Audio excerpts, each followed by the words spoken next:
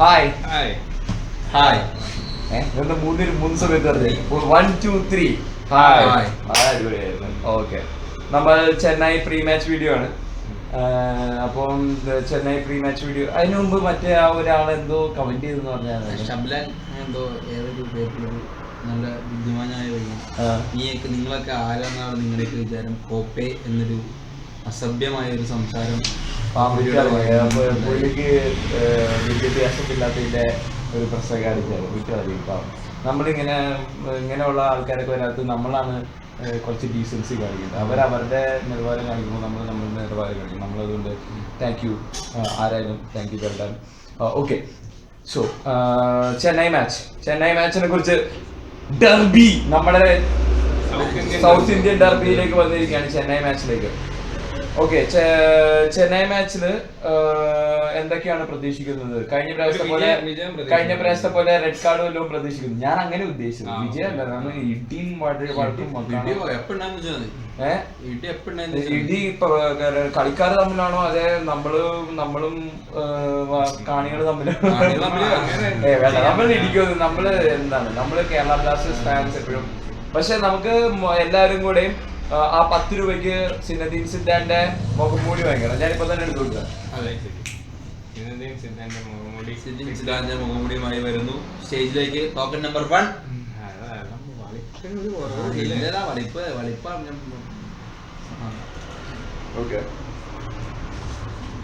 Okay, നമ്മൾ Zinedine സിദ്ധാന്റെ ഈ ഒരു മുഖംമൂടി വെച്ചിട്ടാണ് നമ്മൾ അവിടെ എല്ലാവരും ഇരിക്കേണ്ടത്. 10-35,000 പേർക്കുള്ള സിനദീൻ സിദ്ധാന്റെ മുഖംമൂടി നമ്മളല്ല കേരള ബ്ലാസ്റ്റേഴ്സ് ഫാൻസ് റെഡിയാക്കി കഴിഞ്ഞു. സോ യു ഗൈസ്, ഞാനത് ഊരി വെച്ചു. അപ്പൊ നമ്മള് മുഖംമൂടി വെച്ചാണ് അവിടെ ഇരിക്കേണ്ടത്. കാരണം എന്താന്ന് വെച്ച് കഴിഞ്ഞാൽ വേറെ ഒന്നുമില്ല, മറ്റരസി പ്ലെയർ ആയിരുന്നപ്പം വളരെ എന്താ പറയുന്നത്, ഫുട്ബോളർക്ക് പറ്റിയ ഒരു ജെന്റിൽമെൻ ഗെയിം അല്ല കളിച്ചുകൊണ്ടിരുന്നത്. കോച്ചായി കഴിഞ്ഞപ്പോഴും മറ്റരസി അതിൽ നിന്നൊരു മാറ്റമില്ല. മറ്റരസിക്ക് അത് വളരെ നിരാശാജനകമാണ്. അപ്പം മറ്റരസി അതിൽ നിന്ന് ഒരു മാറ്റം മറ്റരസിക്ക് വേണം. അപ്പം നമുക്ക് മറ്റരസിക്ക് വേണ്ടി ഇത്രയെങ്കിലും ചെയ്തില്ലെങ്കിൽ നിങ്ങൾ ഇത് 10 രൂപയ്ക്ക് സുഖമായിട്ട് എല്ലാവർക്കും വാങ്ങിക്കാന്നേ ഉള്ളൂ. സോ എല്ലാവരും വാങ്ങിച്ച് നമ്മൾ ഇത് അണിഞ്ഞിരിക്കേണ്ടതാണ്. മറ്റരസി ഇത് കാണേണ്ടതാണ്. എസ്പെഷ്യലി ഈസ്റ്റ് വിങ്ങിലുള്ള ഈസ്റ്റ് സ്റ്റാൻഡിൽ ഉള്ള എല്ലാവരും ഇത് അണിയേണ്ടതാണ്. കാരണം മറ്റരസി നേരെ കാണുന്നത് ഈസ്റ്റ് ആയിരിക്കും കാണുന്നത്. ലെഫ്റ്റ് സൈഡിലാണ് മറ്റരസി ഇരിക്കുന്നത്. അപ്പോൾ ഈസ്റ്റ് ഗാലറിയിലും ഈസ്റ്റ് സീറ്റിലും ഇരിക്കുന്ന എല്ലാവരും ഇതെന്തായാലും തീർച്ചയായിട്ടും വാങ്ങിക്കണം. നല്ലൊരു ഉപകരണമാണ്. മറ്റരസിയുടെ കോൺസെൻട്രേഷൻ തന്നെ നമുക്ക് ഇല്ലാണ്ടാക്കാം. മറ്റരസി സിദ്ധാനെ ചോപ്പ് കാർഡ് കൊടുത്ത് പുറത്താക്കിയ പോലെ നമുക്ക് മറ്റരസിനെ നമുക്ക് ഹാലാക്കാം. മറ്റരസിനെ നമുക്ക് പുറത്താക്കാം. സിദ്ധാന് വേണ്ടി ഒരു മധുരമായ പ്രതികാരം. ഓക്കെ, ഇനി മാച്ചിലേക്ക് തിരിച്ചു വരാം. നമ്മൾ ചെയ്യുകയാണെന്നുണ്ടെങ്കിൽ വലിയ കാര്യം എന്ന് പറയുകയാണെന്നുണ്ടെങ്കിൽ അവർ ഫ്രാൻസിലെ മെയിൻ ചാനലുകളിലും ഇതൊക്കെ ഒരു വലിയ വാർത്തയാകാൻ സാധ്യതയുണ്ട്. അതൊക്കെ എന്തെങ്കിലും പറയാം. നമുക്ക് ഇനി മാച്ചിലേക്ക് വരാം. വെറുതെ കോൺട്രവേഴ്സി നമുക്ക് കണ്ട മാച്ചിലേക്ക് വരാം. ഓക്കെ, മാച്ചില് ചെന്നൈയുടെ വാച്ച് ഔട്ട് ചെയ്യേണ്ട പ്ലേയേഴ്സ് റാഫേൽ അഗസ്റ്റോ. ഓക്കെ, അവൻ നല്ലൊരു സ്കിൽഫുൾ പ്ലെയർ ആണ്, പുള്ളിനെ നോക്കണം. പിന്നെ ജയജനെ എന്നാലും ഒരു നോക്കേണ്ട കാര്യമുണ്ട്.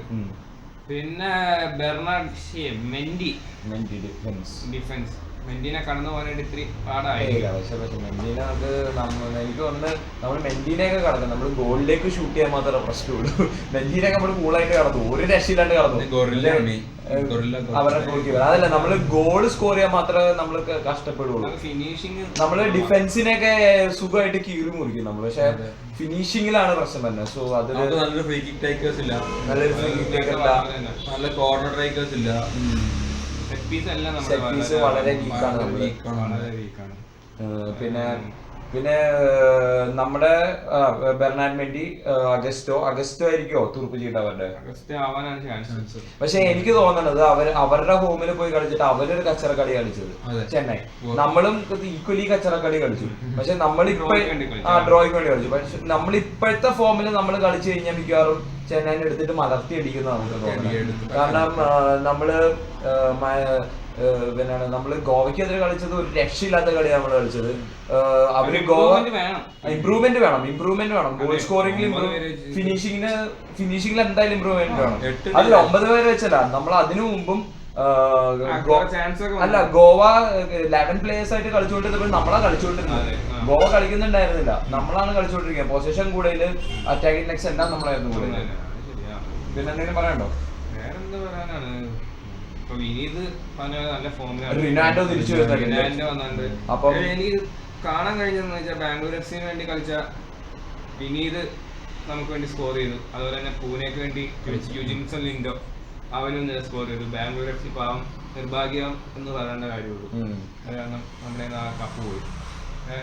ഇപ്പൊ റിനാൻഡോ തിരിച്ചു വന്നിട്ടുണ്ട്. പ്രതീക് ചൗധരിനെ വലിച്ചിട്ട് പ്രതീക് ചൗധരി തുടക്കത്തിൽ ഇത്തിരി ഡിസപ്പോയിന്റിംഗ് ആണെങ്കിൽ പിന്നെ നല്ല ബോളൊക്കെ കൊടുക്കുന്നുണ്ടായിരുന്നു. പ്രതീക് ചൗധരിക്ക് വരെ റിനാൻഡോ വേണ്ട, ഹോസ് ഇല്ല. ഇപ്പൊ അപ്പൊ ജിങ്കൻ ലെഫ്റ്റ് വിങ്ങിൽ വരും, Rinando right wing, Jhingan left wing, നടുക്ക് ഹെങ്ബർട്ട്, പിന്നെ ആര് എൻഡോയെ. കഴിഞ്ഞ കളിയിൽ ഇത് തന്നെ പ്ലസ് റിനാൻഡോ ചൗധരിക്ക് പകരം വന്ന അത്രേ ഉള്ളൂ. എനിക്ക് തോന്നണ എനിക്ക് തോന്നണ എൻഡോയും ഹെങ്ബോട്ടും കൂടെ വരുന്ന എനിക്ക് തോന്നണേ. ഗോളി സന്ദീപ് നന്ദിയോ അതിൽ എക്സ്പീരിയൻസും അന്ന് തന്നെ ഒരു കാലിനിടെ കൂടി 17 ബോൾ പോയത് നമുക്ക് മനസ്സിലാക്കാം. അത് ഒത്തിരി ഫ്രാക്ഷൻ ഓഫ് സെക്കൻഡ് കയറുക. പക്ഷെ അത് പറയാൻ പറ്റില്ല, അത് കോച്ചിന്റെ ഒക്കെ ഒരു ഡിസ്ക്രിപ്ഷൻ അനുസരിച്ചിരിക്കും. കോച്ചിന് എന്തൊക്കെ ടാക്ടിക്സ് കളിക്കണം എന്നുള്ള, ഒരു ടീമിനെതിരെ എന്തൊക്കെ ടാക്ടിക്സ് കളിക്കണം എന്നുള്ളത് കോച്ചിന്. പക്ഷെ എന്റെ ഒരു അഭിപ്രായത്തിൽ നമ്മള് ഡിഫൻസ് എന്താണ് കഴിഞ്ഞ പ്രാവശ്യത്തേക്കാൾ കുറച്ചും കൂടെ ഒന്ന് സ്ട്രോങ് ആക്കണം.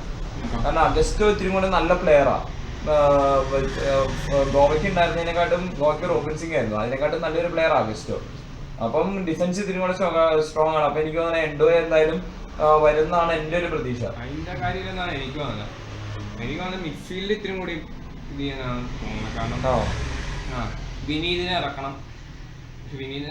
വിനീത് ഇറങ്ങും മിഡ്ഫീൽഡിൽ. വിനീത് ഉണ്ട്. വിനീതിനെ ഇറക്കി വിനീതിനെ ഇറക്കി കഴിഞ്ഞാൽ റഫീഖ് നല്ലൊരു കളിക്കാരനാണ്. റഫീഖ് നല്ല കളിച്ച് കയറുകയും ചെയ്യുന്നു. അതുപോലെ നല്ല പാസ് കൊടുക്കുന്നുണ്ട്. റഫീഖ് ഒരു ഒരെണ്ണം ഫിനിഷ് ചെയ്യേണ്ട ഒരെണ്ണം. എനിക്ക് തോന്നുന്നത് ഇങ്ങനെ റഫീഖിനെ നിർത്തിയിട്ട് റാഫിനെ പക്ഷെ റാഫിനെ മാറ്റാൻ സാധ്യത കുറവാണ്. കാരണം നമ്മൾ കളിക്കണം ക്രോസ് ബോൾസ് കളിക്കുന്നത്. ക്രോസ് ബോൾസ് കളിക്കാൻ നേരത്തെ റാഫി കളിയിലൂടെ അത് നല്ലൊരു അതിന്റെ ഒരു വിജയം അത് അല്ലല്ല, ഈ സീസണിൽ എന്താ പറ്റിയെന്ന് വെച്ചാൽ നമ്മൾ എത്ര നല്ല ക്രോസ് കൊടുത്തിട്ടുണ്ട്, എത്ര നല്ലത് നമ്മൾ കൊടുത്തിട്ടുണ്ട്. ഇപ്പൊ നമുക്ക് ക്രോസ് കൊടുക്കാൻ വേണ്ടി റിനാൻഡോ നല്ല ക്രോസ് കൊടുക്കുന്ന ഒരു പ്ലെയറാണ്. ആ ഒരു പ്ലെയർ വരുമ്പോ റാഫിനെ കോച്ച് എന്തായാലും പരീക്ഷിക്കാണ്ടിരിക്കില്ല. അതല്ല, റാഫിനെ പരീക്ഷിക്കണം എന്ന് വെച്ചാൽ എനിക്ക് റാഫി കളിക്കരുതെന്നാ.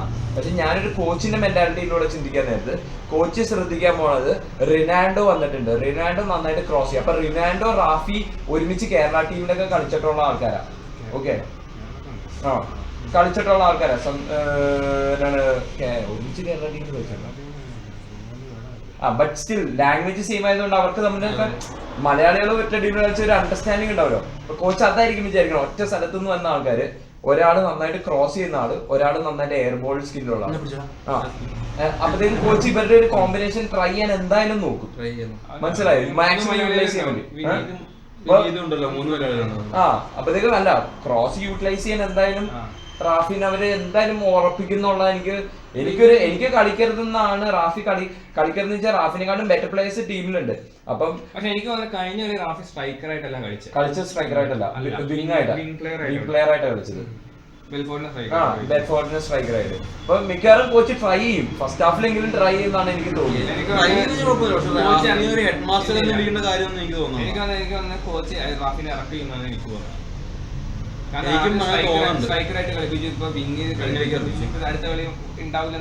പക്ഷെ എനിക്ക് തോന്നുന്നത് എന്തായാലും കളിപ്പിക്കുന്നത് തോന്നുന്നത്. കാരണം റിനാൻഡോ എന്നുള്ള ആ ഒരു ആള് ടീമിലുണ്ടെങ്കിൽ റാഫി എന്തായാലും കളിച്ചിരിക്കുന്നതാണ് ഞാനൊരു കോച്ച് എന്ന നിലയിൽ ഞാൻ ചിന്തിക്കണ കാര്യമാണ്.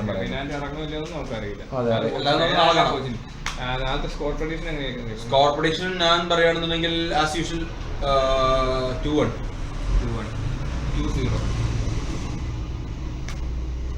4-0 ചെന്നൈ. 2 കേരള versus 1 ചെന്നൈ. ഞാൻ എപ്പോഴും 1 goal ഡിഫറൻസിലുള്ള 1 goal ഡിഫറൻസ് അല്ല എനിക്ക് തോന്നുന്നു. ഞാൻ അതിനു മുമ്പ് ഞാൻ പറഞ്ഞല്ലോ, ഞാൻ ഒരു ദിവസം 3-0 പറഞ്ഞു. 3-0 നമ്മൾ തോറ്റില്ല, തോറ്റുപോയി.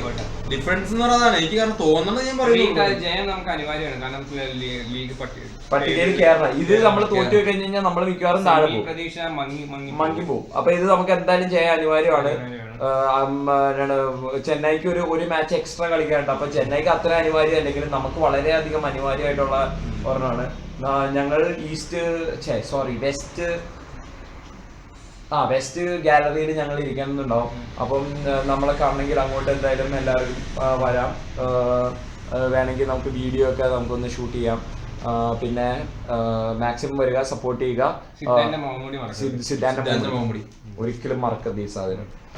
And so enjoy till then. Alright, love you guys. And keep subscribing and share the videos to your friends, to your all the Kerala Blasters fan, and that's it. Thank you. Yeah.